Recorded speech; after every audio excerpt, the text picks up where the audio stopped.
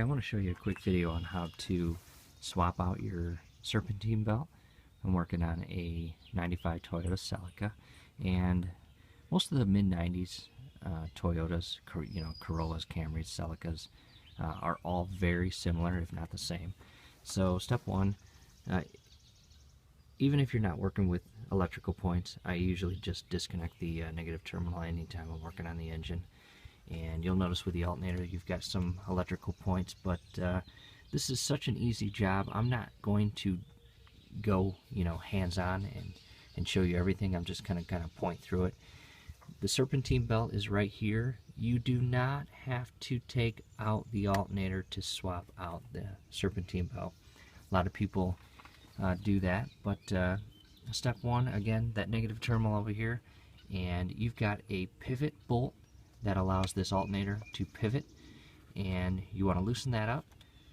Down below, way over on the left side of the alternator, you have what's called a locking bolt. You're going to loosen up that. That allows the alternator to lock into place after you've adjusted the tension. Now, this is very unique, and the tension bolt, as you can see, is right there. So once you get the pivot bolt loosened up and the locking bolt down here loosened up, you're going to be able to start loosening up that tension bolt right there, and it's going to allow this alternator to begin pivoting on this pivot bolt.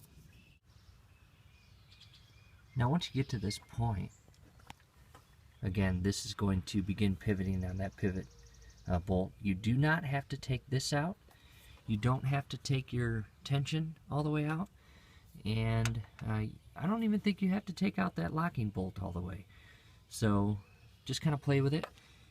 Use caution. You've got some electrical wiring and as well as some electrical points here, and when this begins to pivot, just make sure you don't put strain on the electrical wires. That's one of the reasons why I disconnected that negative terminal in the project. And at this point, this alternator is going to pivot quite freely on this joint here. You're going to be able to just pop this belt off. Before you take off the serpentine belt, I highly recommend you do a thorough look or inspection of how the belt is placed on the pulleys. Most vehicle manuals will have a diagram of how the serpentine belt goes back on, but if it doesn't, make sure you take photos. Make sure you become very familiar with how this belt goes back on, because don't make the mistake by taking it off and not knowing how it goes back on. This one is very simple. There's only 3 pulleys. Okay, you got this pulley for the alternator, you've got a pulley right there, and down below, it's a little tricky to see. It's more toward the back. It's basically straight down from there.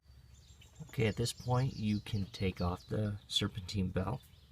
And one thing I do want to point out, there's another belt right back here, and it rides on a pulley, which you can probably see right down in there.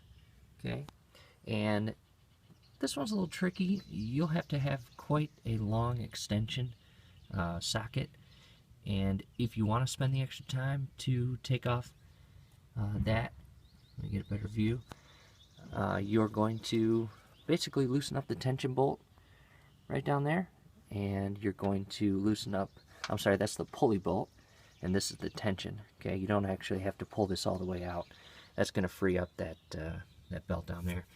In this case, I did a thorough inspection of that belt before putting all this back together, and I didn't actually need to change it out. But if you do want to spend the extra money and time to change that belt out, and it may be even easier to take out the alternator, I do not recommend that.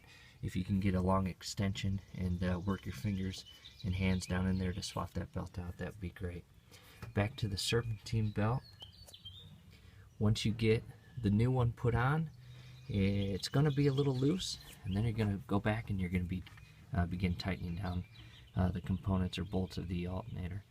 Okay, so what I would recommend, this pivot bolt you never took out in the first place, so keep that loose. You still want this to be able to pivot as you tighten it down, and you're going to begin tightening this tension bolt, okay? And you're going to tighten it all the way until basically the belt is pretty firm and you can't turn it 90 degrees. That's kind of a rule of thumb. Once you get that into place and the tension is tight, that's when you're going to secure this locking bolt down below, okay? After that, come up, tighten down the pivot bolt. You got a little locking portion on the other side. And after that, connect the negative terminal back to the battery. Do a very thorough inspection of the belt. Make sure it is on all the pulleys properly. Again, everything's back together. One last thorough inspection. Start the car up, let it run for a little while, and make sure everything goes well. Again, I didn't really show you the hands-on repair with all the tools and moving, because it's one of the projects that's pretty simple to do. I just got to point, a couple things out. If you guys have any questions about what else needs to be done, or any questions along the way of the project, write me a comment. I'll get back to you as soon as possible. And hope this helps. Subscribe to the channel, like the video, and again, if you have any questions, reach out and I'll get back to you as soon as possible. Okay, here's the final product. Got the engine running, got the alternator all secured, got the Serpentine belt on, and everything looks like it's running smoothly. So we're just going to let it run for a little while, and just to make sure everything properly runs smoothly. And guys, if this helps, like the video, subscribe to the channel. Love to have you as a subscriber. Keep watching. We appreciate it.